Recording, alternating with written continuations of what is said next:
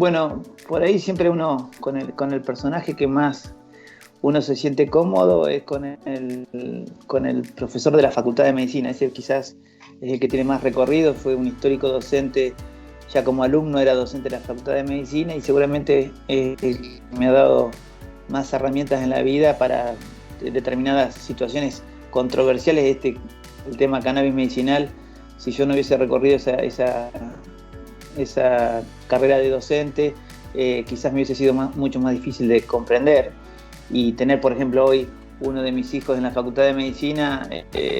un poco es como cuando uno está en el pueblo y sabe que las instituciones deportivas de alguna forma uno lo marcan como niño, como adolescente. Bueno, yo creo que en la adultez lo que más me marcó como persona es esta Facultad de Medicina de La Plata, que la considero un poco mi casa y fuente de los valores que yo necesitaba para avanzar en una medicina o en un médico que de alguna forma me complete y me haga sentir cómodo en distintas situaciones y uno de alguna forma transmitirlo estos conceptos de aprendizaje que uno tuvo a otros médicos jóvenes, a los alumnos. Me parece que es como el momento de máxima alegría que tengo. O sea, en el día o en los días de la semana yo siempre me pregunto cuál es el día donde encontré mayor, donde me sentí más cómodo, y bueno, claramente es en aquellos escenarios de docencia de la facultad.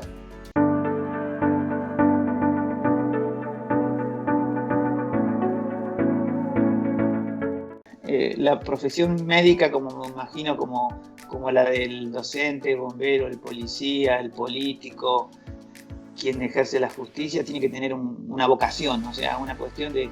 estar siempre puesto en un escenario de zapatos del otro, o sea, un poco salir de sí mismo, de nuestras propias necesidades, para acercarnos a lo que el otro necesita. Y me parece que eso, la Facultad de Medicina un poco me ha ido perfeccionando en esos aspectos. O sea, muchas veces uno está tan cerca del dolor que le empieza a doler a uno también, y uno al principio lo ve como un dato quizás negativo, pero después comprende que ese dolor que a uno también lo atraviesa como médico también nos ayuda a encontrar la herramienta más apropiada. Bueno, eso es un transitar, o sea, uno primero tiene que procesar y tratar de encontrar la objetividad, porque te educan en ese sentido, que el médico encuentre la objetividad necesaria para determinadas situaciones, pero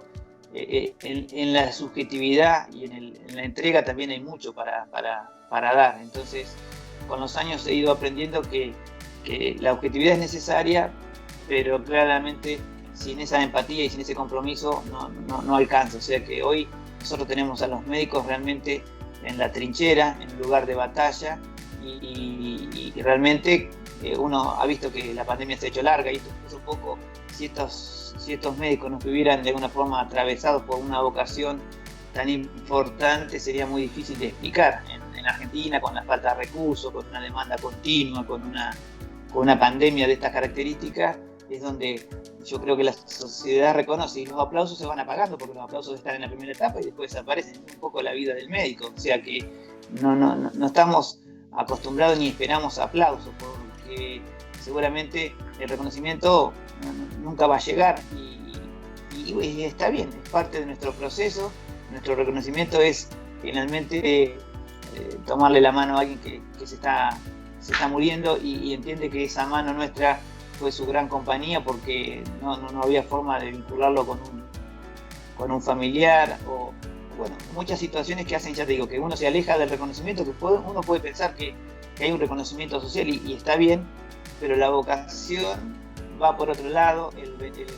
lo que sentimos los médicos va por otro lugar, un lugar diferente, que tiene que ver con nuestra familia, con nuestro pueblo, con otras historias seguramente que la gente no se imagina cómo estamos atravesados. Bueno, la pandemia lo puso un poco en evidencia, y a veces yo veo ciertos reportajes donde los médicos se animan a explicar lo que sienten. Bueno, yo ahora lo estoy haciendo, pero realmente es difícil de explicar. Cuando veo que mi hijo se hace médico o estudia medicina, digo, bueno, de alguna forma, sin querer o queriendo, le he transmitido una sensación de mucho dolor, pero también seguramente de felicidad, porque eso hizo que seguramente mi hijo aborde esta vocación también. O sea, ese un poco es el camino de los valores que lo deberían tener y lo deben tener todas las profesiones. Yo lo vivo como médico, pero me ha tocado hablar con un sacerdote y siento que él tiene el mismo compromiso. Me ha tocado hablar con una docente de primer grado y también lo sentí así. O sea que la vocación me parece que reúne a una sociedad comprometida en distintos roles. Y el médico es uno de los personajes que aparece y hoy se ha vuelto un poco central por la epidemia, pero imagínate lo que es la vocación de un enfermero, o sea, que no tiene tanto reconocimiento social y está tan cercano como nosotros al contagio, a la enfermedad, al dolor, al sufrimiento. Entonces yo, bueno, entiendo que la vocación de los actores de salud en general hoy aparece en evidencia, la del médico un poco más reconocido, pero hay actores, el ambulanciero, el camillero, o sea, me parece que si uno puede incorporar todos esos valores o aprenderlo de todos estos personajes, uno se va completando como persona.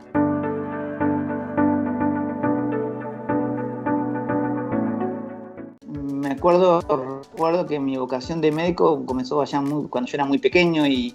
tenía que ver con el fallecimiento de un compañerito de banco de segundo grado y todo lo que generaba seguramente la conmoción en un niño que ve que su compañerito ya no va a estar o que no vamos a jugar. Y de ahí para acá fui, digamos, alimentando siempre esa idea de que tenía que ser médico, porque había situaciones en las cuales me parecía que me iban a ayudar como persona. Bueno, cuando uno lo comentaba de niño, mi mamá se sorprendía porque yo era básicamente como cualquier niño de pueblo que estaba vinculado a los deportes, o sea que estaba todo el día entrenando para jugar al fútbol, al básquet. Y de dónde salía si no había ningún médico en la familia. Bueno, seguramente ese dolor inicial de alguien de 5 o 6 años tenía yo, de esa pérdida, seguramente fue un dolor necesario para que uno intentara, bueno, con una herramienta de vocación poder de alguna forma sanarlo.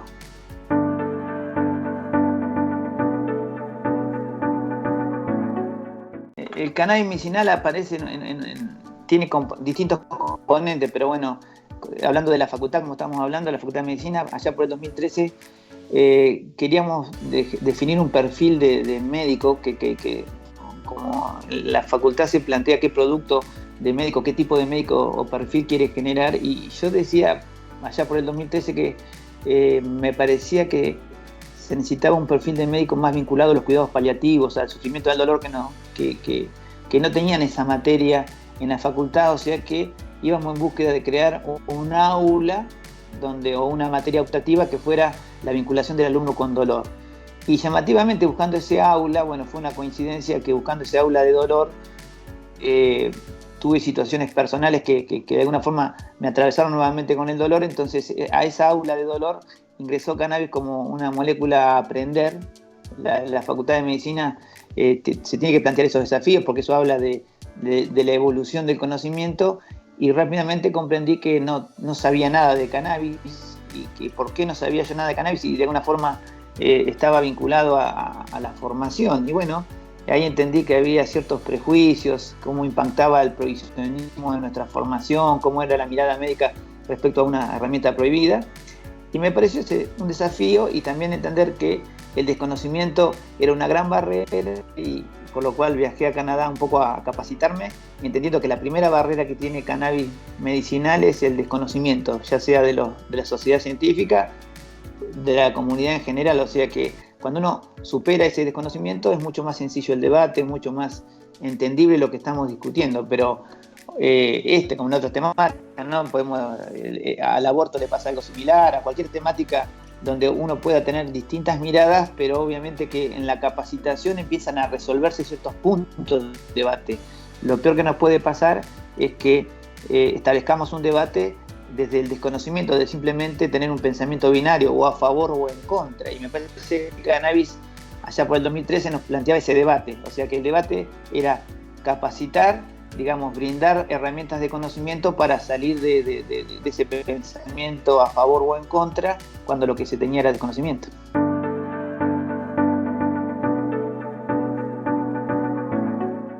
Bueno, el cannabis, dije, la primera barrera que yo encontré, dijimos que era un desconocimiento propio de, digamos, de una temática que estaba atravesada por lo prohibido. Y después la segunda gran escollo o barrera que tenía era el marco regulatorio. Entonces, allá por el 2014 entendí que si la sociedad no se ponía de acuerdo y modificaba el marco regulatorio, era muy difícil discutir cannabis medicinal en Argentina. Entonces, lo interesante es que el cannabis medicinal hoy me encuentra como parte de un camino de intentar modificar marcos regulatorios, hacer intervenciones a través del Ministerio de Salud de la Nación. Entendí que tenía que salir un poco del aula de mi propio consultorio para que si realmente queríamos impactar en la temática, realmente queríamos acercar y mejorar el acceso a una herramienta segura, había que tener más compromiso, y uno tiene, ¿no?, una mirada con respecto a la política o a los políticos en particular, y entendí que bueno, conocí en ese camino de cannabis medicinal muchos políticos que realmente tenían mucho compromiso por realmente modificar la calidad de vida de los pacientes, modificar una realidad. Entonces, bueno, me parece que junto a madres que la estaban pasando mal, estos políticos, algunos actores universitarios, científicos, eso no solamente pasaba en Argentina, sino que viajé a Chile, viajé a Perú, viajé por distintas sociedades que un poco tenían en común eso. Había que empezar a transitar el camino de modificar el marco regulatorio. Entonces empezaron a aparecer proyectos de ley allá por el 2016 que se terminan consolidando en 2017, y esto pasaba en el mundo. Había marcos regulatorios, bueno, claramente como modelo el de Canadá, el de Israel, el de algunos estados de Estados Unidos. O sea que fue, y yo me siento un espectador privilegiado de algo que comenzó a suceder en el mundo, y en el cual la sociedad empieza a encontrar acuerdos o alianzas estratégicas entre distintos actores sociales que de alguna forma se van a reformular para generar un marco regulatorio, y desde ahí comenzar a tratar de trabajar el acceso a un producto. Entonces me parece que también me modificó la vida, porque de repente me encontré vinculándome a una marcha, a un reclamo, a una comisión de salud de la Cámara de Diputados, a encontrar diferencias y puntos de acuerdo. Me encontré trabajando con una mamá un reclamo o un amparo para que pudiera acceder a un producto seguro. Distintos actores. Me encontré frente a un cultivador que lo planteaba desde una lógica de libertad individual y que de alguna forma no estaba de alguna forma protegido, porque en Argentina convivían la legislación penal con la legislación de cannabis medicinal. O sea que por un lado vos favorecías el acceso, pero por otro lado prohibís la tenencia, el choque que produce la legislación, y cómo podría ir gente presa, digamos, de una situación que uno estaba trabajando con cierta naturalidad, pero que claramente lo primero que hay que conservar, o uno de los valores más importantes, son las libertades individuales, ¿no? Entonces, un poco para eso, o eso volvió mucho más rico el debate y me transformó la vida en un punto de esto, porque de repente yo discutía dosis de insulina en una sala de clínica médica y me encontré discutiendo cómo contener a esos cultivadores para que no perdieran su libertad, cómo contener a esa mamá que tiene tanto dolor, cómo entender que la sociedad científica pusiera algunas observaciones con respecto a la calidad de la evidencia que sostiene el cannabis medicinal. O sea que puntos extremos, pero todos con algún grado de razón y compromiso para que esto sea un producto seguro para un paciente. O sea, todo eso que parece sencillo es el camino de muchos condimentos, pero yo creo, siempre menciono, es un ejercicio de convivencia social, donde todos nos animamos a tener una mirada diferente sobre una temática, pero a su vez todos nos comprometemos a que claramente lo que queremos es que estén conservadas las libertades individuales, o sea, que estén protegidas las libertades individuales, y que queremos mejorar el acceso a los pacientes a un producto seguro y con acompañamiento médico. O sea que si esos puntos de acuerdo de alguna forma nos conducen, es mucho más sencillo entender o trabajar las diferencias. Pero bueno, la definición, me parece que Argentina pudo ordenar ese proceso, y ya no se discute estar a favor o en contra del cannabis, se discute cómo hacemos para que las libertades, nadie vaya preso por esto,